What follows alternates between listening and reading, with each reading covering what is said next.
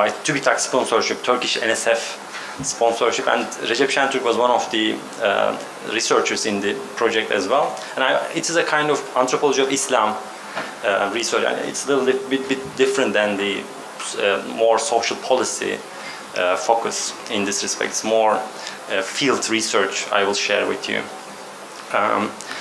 The research team conducted participant observations in 8 cities in Turkey, and we really sit like 2-3 hours, talk with over 200 individuals all around Turkey, and I also write my dissertation on the observations that we did during this project.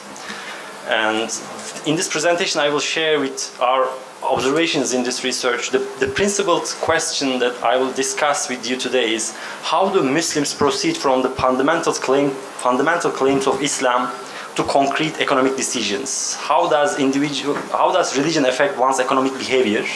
This is the other question. In a broader sense, I will discuss the question of how one's commitment to certain knowledge is shaped and negotiated in everyday life situations. And this is where indeed I am really very much inspired by the literature follows by Assad, Sabah Mahmud, Hirschkind, and this anthropology of Islam and ethical subjectivity, issue of ethical subjectivity. In this conference we often hear the phrase religion is important. There's no doubt about it, but how it is important, in what respect it is important, in what ways religion plays a crucial role in our lives needs further examination. And I'll try to do this if I'm successful. First, I should say that people in Turkey, and the ones at least we talk to, take religion seriously. There's no doubt about it. It will be misleading if I say people in Turkey, if it wouldn't be misleading, sorry, if I say people think in terms of religion. Religion provides the utmost important input when one struggles to differentiate what is good, right, and beautiful. And this is also the case when it comes to economic decisions. We realize in our in-depth interviews and participant observations that Muslims refers to Islam in various ways, and religiously motivated behavior and arguments manifest themselves in numerous ways. Some Muslims' interpretations express discontent about any dilution of doctrine. Some say they are really stressed when you argue for a dilution of the doctrine. Some others yet come up with radically new interpretations. Yet others do not even bother about interpretations. They simply act religiously without contemplating too much. They just act religiously. My proposal is that in order to understand this huge variation in religious responses and behaviors, we need to understand different modes of religious reasoning. This is the term that I suggest. We need to look into this concept of religious reasoning. And this is a term we propose to grasp the sociological reality of religion in Turkey. And when I say reasoning, some people may get annoyed because it reminds this Cartesian faculty when we put to use in maths, for instance. But I try to somehow broaden the concept to include, for instance, our faculty when we face, for instance, injustice or some wrongdoing, when our face go to blush into red, for instance. And this kind of responses, I try to understand reasoning also to include this kind of responses that is situated in all of us. So I also inspired a lot by the Eisenstadt's definition. He points out that in all religious traditions, transcendental order is perceived as different, if not superior, higher or stronger than the mundane order. So he considered a tension between the two, the transcendental and the mundane. In the individual level, the tension manifests itself in search for salvation to judge the compatibility of this worldly affairs with the transcendental order. We are a kind of struggle to make the judgment between the two. The tension emerges in a genuine judgment. Am I leading a good life? And the reply to this question is phrased in religious terms for many of our interviewees in our field research. I phrase this tension as the tension between transcendental and mundane. In the case of Islam, it is claimed that it is religion with an overt claim to organize not only spiritual transcendental affairs but also everyday life. But whatever its claim is, it should be acknowledged that the two spheres are in constant struggle to colonize one another. This struggle redefines religious practices through drawing boundaries between the sacred and profane.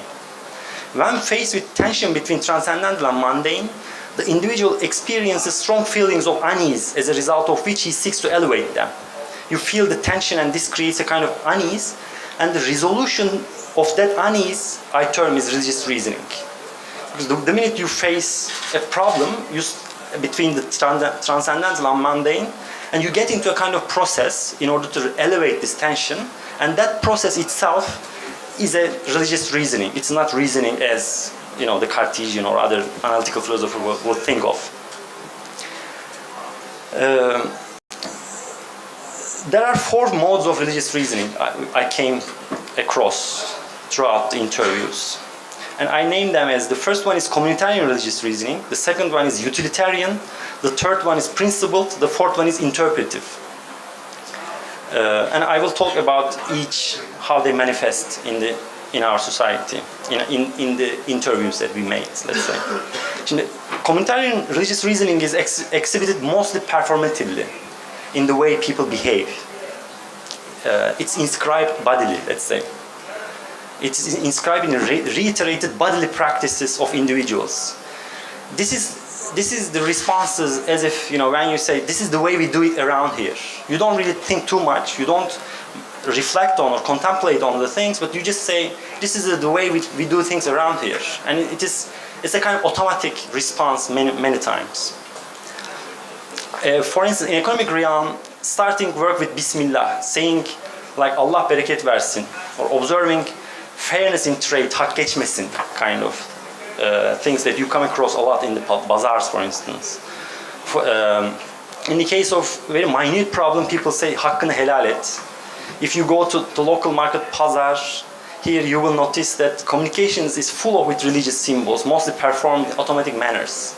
Our economic life is full of this religious symbolism, indeed. Similarly, in the interviews, this reasoning appears in my interviews responses upon hearing the word faiz, for instance, interest. They immediately say Allah korusun, God forbid. They don't really talk, oh tövbe tövbe kind of response they may bring. If you just ask him, what do you think about interest, faiz? Or Allah göstermesin, or heavens no kind of response you can hear. And a similar thing is also about rizq, the sustenance. All economic endeavor is perceived as partaking from God's blessing. You don't need to think too much about your sustenance, but God will give it to you anyway. If you, the second one is the utilitarian religious reasoning. It is operating when the reasoner engages with the techniques of Islam through incentives and teachings of Islam through incentives and threats. They just think of the incentives and the threats in Islam. The utilitarian reasoner weights his or her action in this world through consequences they will have for the afterlife and behave accordingly. Utilitarian religious reasoning carries with it the burden of being unacceptable at times, because it's believed that God and religion should be embraced open-heartedly and not because of fine calculations. So therefore, utilitarian religious reasoning often appears as an attribute of the other person, and it's as if the others are really making these kind of calculations of this word halal or haram when they behave religiously, let's say. On one evening in Erzurum, I was sitting with a tea shop within a cafe, let's say, a kind of kahvehane. The atmosphere was very warm, and at some point someone began to tell a story. He said, the house of the pilgrim Hajji burned down. When the firefighters were clearing away the debris, they noticed that there were 2 water supply pipes in the house. There were 2 different pipes, water system. One of them had a fully functional water meter attached to it, and the other did not. So they asked the Hajji, the pilgrim, why there were 2 different water supplies. He replied to say that the one with the water meter attached, he used for his ablutions, and the other one was used to meet the needs of the house, to cleaning the house. The other one for wudu. The water for the ablution is perceived as halal, while the other supply line was illegal. So he's almost embracing both of them within this, and he tries to reduce the tension by simply resorting to reducing tension by this kind of reasoning. And I came across similar examples throughout the research. Individual calculates gain in 2 spheres when it comes to religion. One is this worldly and the other is otherworldly. For instance, this fine calculation evaluations, like if you start work with Besmele, you will earn more in the world, and that day will be much more profitable if you do it. This is really instrumental way of understanding religion. Anyway, these kind of things I name them as utilitarian. The second one, principled religious reasoning emerges when reasoners adhere solely to one truth as it is literally appears in Quran and Hadith. It's a kind of literalist explanation. They argue for the subordination of values to a single system, which is their reading of Islamic teachings. Principled religious reasoners are eloquent and argumentational, but very often the logic of their argument is tautological. Principled reasoners refuse to recognize the legitimacy of other claims, therefore making dissent unacceptable. The first two was more automatic behaviors. Even those calculations were just done, they don't really calculate this, they just behave like that. But here, in the third and the fourth ways, we really see arguments. Yeah, you sit with them and you will talk like half an hour about how they interpret religious texts. This is important. They believe it is impossible to formulate an ideal economic model derived from Quran and Hadith. Several participants mentioned that economic relations are strictly regulated in Islam, and there is an ideal economic life prescribed in Islam.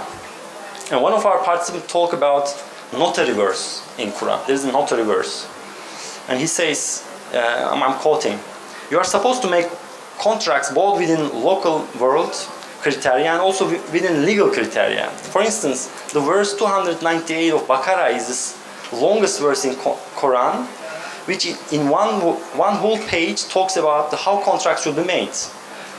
Baqarah verse 298. It refers to witness and states that everything needs to be written down. It has everything. That's why we call it notary verse, he says. Yani, they believe you can even find a contract in Quran. You don't need to do anything else. Everything is laid. And Islam is an economic model. It's finishing? Okay.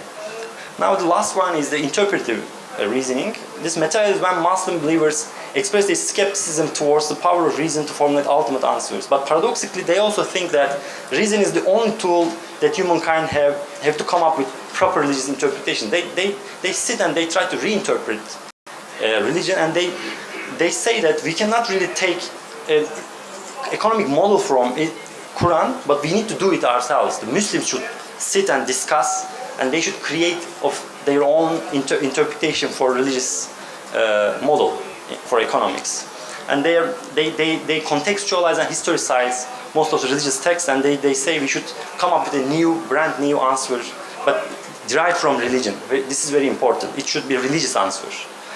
And conclusion, I suggest that there is not just one way of religious reasoning. There are many different ways, and individuals put to use these different kinds of religious reasonings.